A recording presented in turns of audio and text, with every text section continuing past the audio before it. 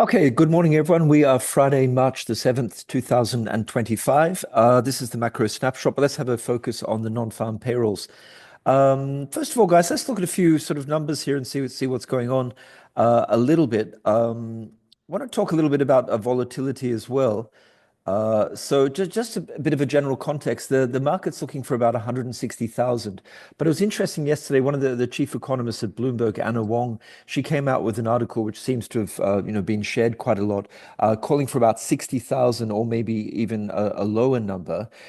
We also had Waller from the Fed talking late yesterday afternoon, and he was essentially saying that before the big surge in immigration, the big bump in immigration during the Biden administration, the normal sort of the typical sort of non-farm payrolls numbers was like 80 to 100,000, and he was anticipating that we would go back down to that kind of number. So the point is there is a little bit of a sense in the market looking for a slightly soft number, even if the consensus is 140, 150, 160.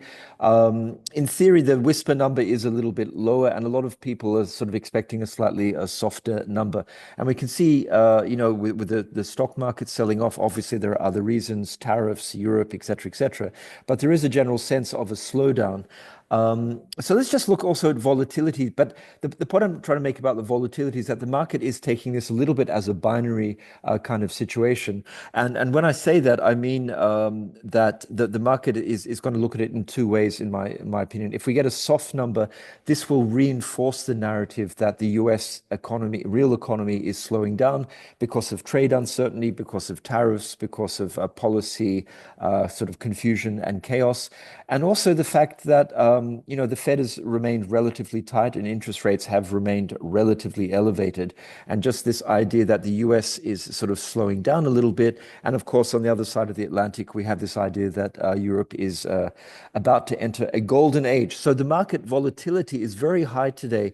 And I think the idea here is that if the numbers are soft or weak or low, that will, in a certain sense, confirm the market's sort of sense that the economy is slowing, and we could get a bit of a quite a serious or further selling in the stocks.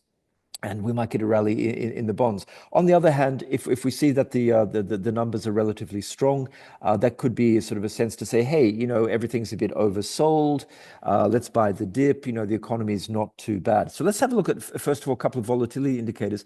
And just interesting here, I've got the futures, and you can see here at 59 for the 52-week implied volatility ranking, which is, on the elevated side, not crazy. But what's interesting is that if we look at the 52-week implied volatility percentile, we're at 100. So at the very top in the last year in terms of percentiles, the last percent of implied vol. And then if you actually sort of look and see what the market's pricing in today, let's look at on the futures here. So I'm just going to put in the futures, and I'll bring it up on a 0 DTE here. Which I think I can do. I just need to put that there. So what date are we? The 7th. So we need to find just for the 7th. There we go. So this is today's 0 DTE on the ES futures. And you can see here at the money here, you've basically got this is pretty crazy. You've got an implied vol of 57.5%. The overall sort of average is like 41%. But if you look at the long calls here, you're going to pay 40 points as we speak here about 7:15 in the morning. So you'll be paying 40 S&P points for a long call at the money, 49 delta. So that's 160 ticks.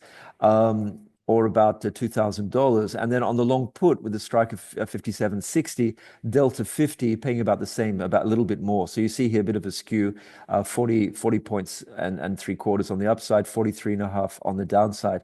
And again, 57.9. So very, very, very high implied vols. And as we say, apparently it's even a higher implied vol than we had for election light. So the market is taking this as a bit of a sort of a make or break. Is the economy okay, or is this going to be confirmation that we really are starting to fall off a cliff? Okay, let's look at the numbers themselves. So I'm just going to go and find this one. All right, so What the market's expecting here, let's, as I always like to do, let's just see generally where we are with employment, the recent data, which is relatively pertinent. So what we can see, if we look back at ISM manufacturing, which was on the third, so about 4 days ago, we can see here that the employment there actually was a little bit weak, came in at 47.6. So under 50 indicates contraction going in the wrong direction. That had been around about the 50 mark. So the employment numbers there was definitely a little bit weak on manufacturing. If we look at ADP, that came in at 77,000. So that's the private payrolls. That had been expected at 140, previous 180s. So we know that ADP is not a perfect sort of a correlation with the non-farm payroll numbers. We also know it's a bit of a weird number, but the point is that did come in weak. So at this point, we had weakish ADP, private payrolls, weak in the manufacturing sector. But then that's counterbalanced a little bit. There's other things. For example, if we look at services, employment came in at 53.9. So that's very robust, very strong. Although note the prices paid very, very high. And then if we look at initial jobless claims, yesterday that came in at 221, which is very, very good, very, very solid. So I mean, other things we could look at though, and again, I just need to bring something up here.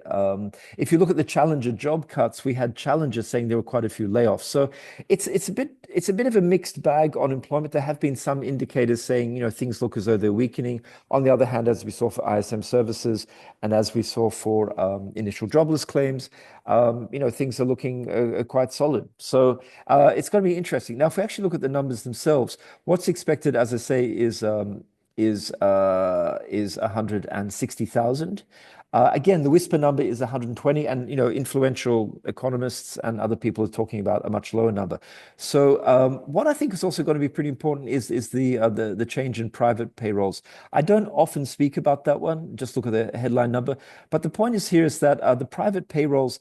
We know that what's going on in Washington. We know that Elon Musk and Doge, the Department of Government Efficiency, has been cutting some jobs. The Challenger report talked about 60,000 confirmed job layoffs over the last few weeks or so.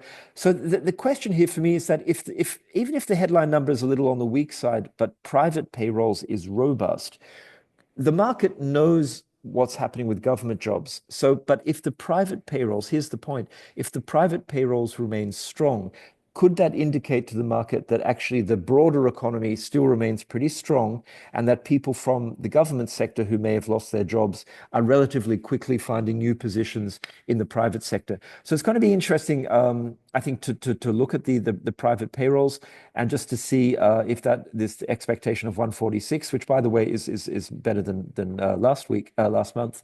Let's see how that goes. Unemployment rate, of course, 4 is what is expected. Our average hourly earnings.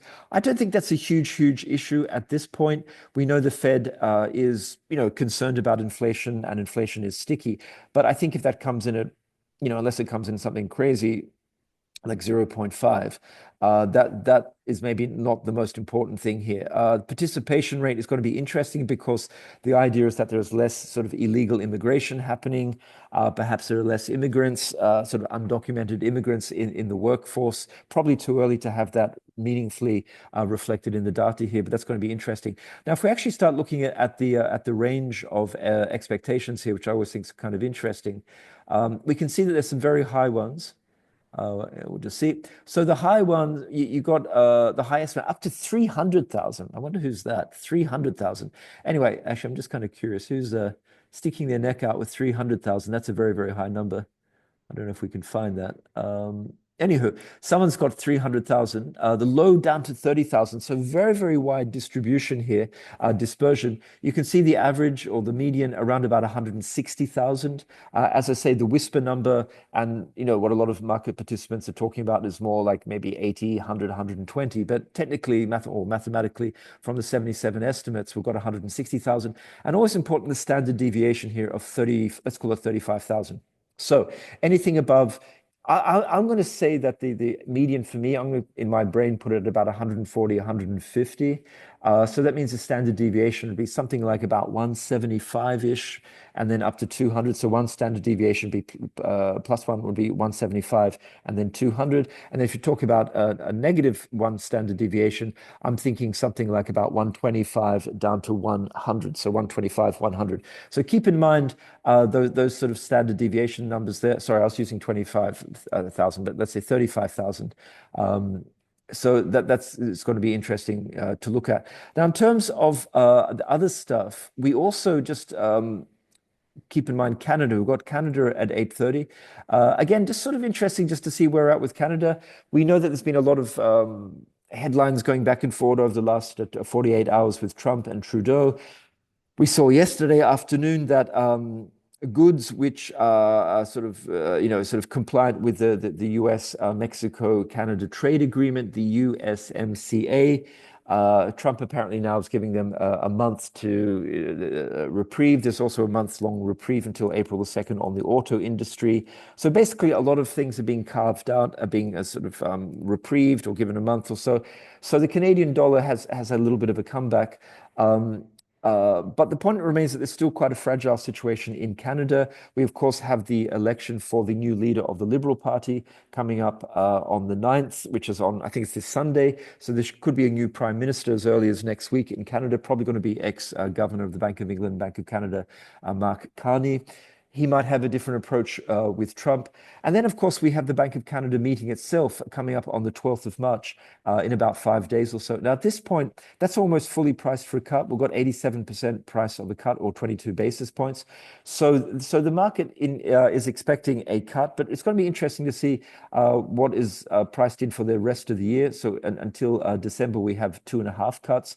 And again, this payroll number and obviously what happens with tariffs is going to feed into that. So if we actually just look at the payroll number for Canada, which we also have at 8:30, a pretty modest expectation of 20,000 here with the unemployment rate of 6.7. What's also always important for Canada is to look at the mix between full-time and part-time. So once you hear or see that headline number, you need to factor in obviously full-time jobs are more appreciated by the market than part-time jobs.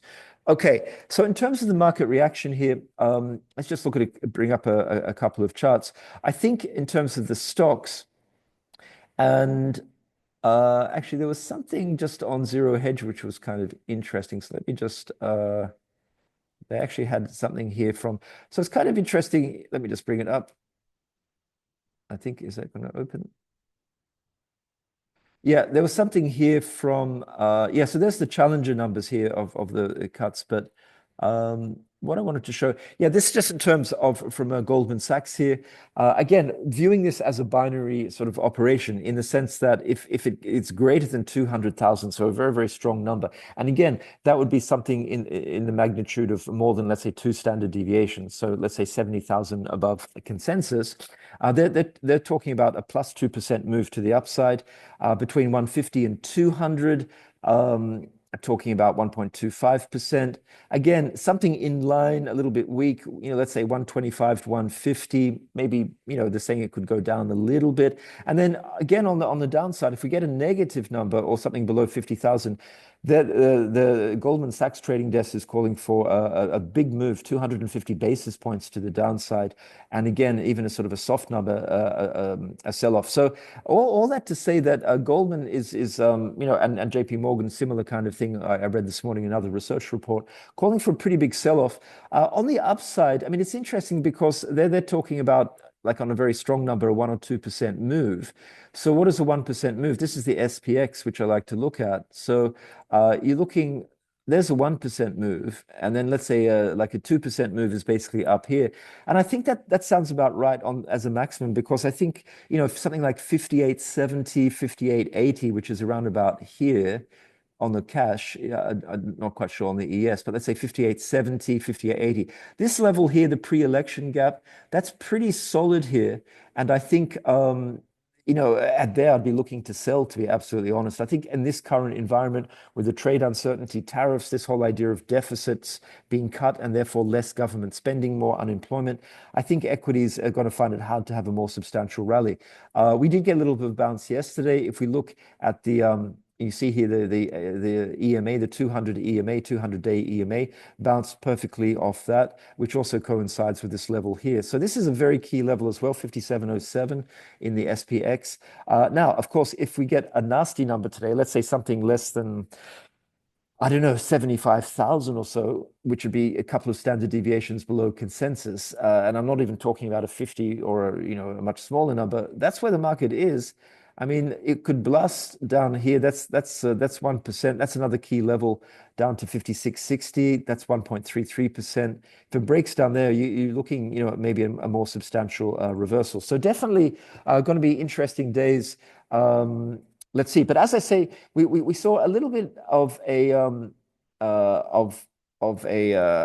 rally yesterday in the bonds, but as we see here from the VIX, as I was pointing out before, volatility remains very high. As we speak, volatility is almost at 25. And not only that, but if we look at the VIX curve, which I like to look at just to see as a sort of a sentiment indicator, I think I've got it. I think I have it back here. Yeah. Sorry, guys, just have a lot of stuff here.